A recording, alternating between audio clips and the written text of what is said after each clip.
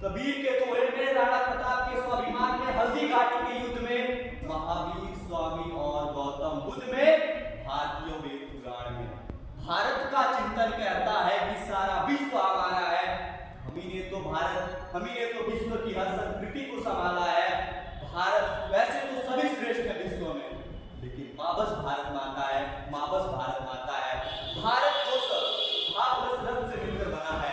भा यानी शोभा, रथ यानी को खून, यानी जो अपने नाम को चरितार्थ करे, ऐसा होगा मेरा विकसित भारत, मेरा गौरवशाली भारत, जहां भूख का नंगा नाच नहीं, शोषित मजदूर नहीं, गरीब किसान नहीं, रोगी निर्धन नहीं, जहां हर गरीब के पास रोटी कपड़ा और मकान हो, जहां हमारी नारी का सौंदर्य उसकी सशक्तिकरण से और भी निखरेगा, जहां हिंदू और मुसलमान एक ही थाली में खाना खाएगा। महोदय, अगर हम भारतीय सांख्यिकी सर्वेक्षण के आंकड़ों की बात करें तो हमारा भारत 32,87,263 वर्ग किलोमीटर में फैला 142 करोड़ की जनसंख्या को अपने आंचल में पिरोए हुए है, जो कि 28 राज्य और 8 केंद्र शासित प्रदेश के साथ अडिग, अटूट और कालचेयी है।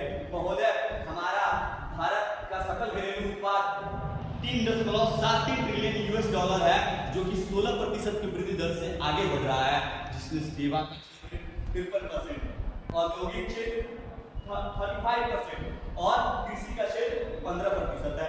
हमारा भारत महोदय, जहां 10 दशक पहले वर्ष 2011 में 11वें स्थान में था, वहीं 3.73 ट्रिलियन यूएस डॉलर के साथ आज हमारा भारत विश्व की 5वीं सबसे बड़ी अर्थव्यवस्था है। और जो देशों को गुलाम बना के रखा था, ब्रिटेन और फ्रांस हमारे देश की छोटी अर्थव्यवस्था पे आते हैं। महोदय, अयम विद्या परोवेति गणना लघुचेत सामुदाय चेतना मधु वसुधैव कुटुंबकम्।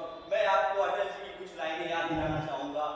टूटे हुए सपने की सुने कौन सिसकी, अंतर को चीर व्यथा पलकों पर टिकती, हार नहीं मानूंगा, रार नहीं ठानूंगा, कार के कपाल पर लिखता मिटाता हूँ, गीत नया गाता हूँ, गीत नया गाता हूँ।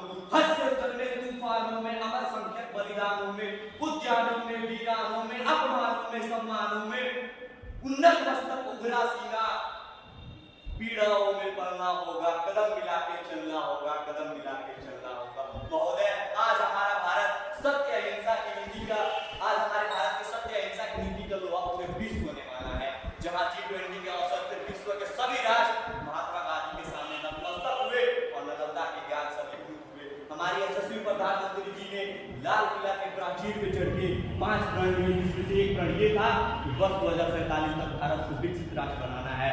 और 2047 ही क्यों?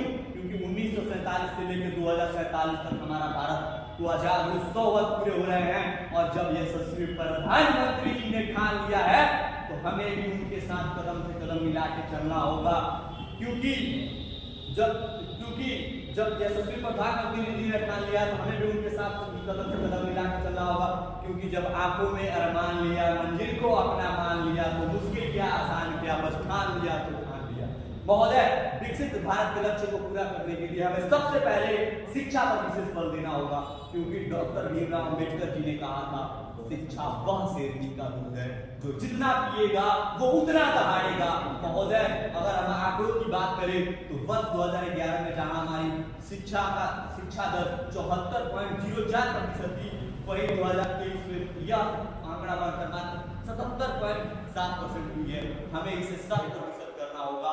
महोदय, अगर हमें अपने विकसित भारत के लक्ष्य को चरितार्थ करना है, तो हमें शिक्षा के साथ साथ किसानों पे भी ध्यान देना होगा, क्योंकि भारत के सकल घरेलू उत्पाद में उनका भी 15% का योगदान है। तभी हम ये कह पाएंगे कि जय जवान जय किसान और जय अनुसंधान के नारे को हम पूर्ण करेंगे। और साथ ही साथ कृषि के बाद सबसे महत्वपूर्ण चीज ये है कि हम उस भारत में रहते हैं जहाँ पे सन 1996 की बात है, अमेरिका भारत को कहता है कि भारत एक सफेदों का देश है, एक नेग्रो का देश है, लेकिन वही सफेदों का देश, वही नेग्रो का देश आज चंद्रमा को फतेह कर रहा है, तो सूर्य पे अपने मिशन भेज रहा है और अपने नंगे पांवों से समुद्र की गहराई को माप रहा है।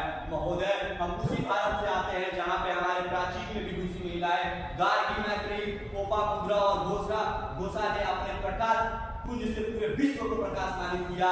तो हम उसी भारत में आते हैं जहाँ इंदिरा की दर से पाकिस्तान कांप जाता है, जहाँ बछेंद्री पाल अपने नंगे पांवों से हिमालय की चोटी को नाप देती हैं तो कहीं कल्पना चावला अंतरिक्ष में जाके आकाश को विजय करके आती है। महोदय इसीलिए एक लाइन है कि वक्त की नजाकत को हम नजरअंदाज नहीं कर सकते, हम विश्व के भविष्य है, तकनीकी में पिछड़ नहीं सकते, भूगोल से खगोल तक लहरा रहा हरदम। पर जब एपीजे अब्दुल कलाम ने देखो सुखद सवेरा आ रहा है, सुखद सवेरा आ रहा है। महोदय हमें भारतीयता का अर्थ ये है कि कांग्रेस से लेके भरतनाट्यम तक, जम्मू के राजमा चावल से लेके दक्षिण के इडली डोसा तक, अमरनाथ से लेके रामेश्वरम तक, सभी हम भारतीयता है। भारतीयता का अर्थ यही है कि हमें कदम से कदम मिला के चलना होगा और एक साथ वंदे मातरम के गाना को गाना होगा, क्योंकि कुछ लोग ये कहते हैं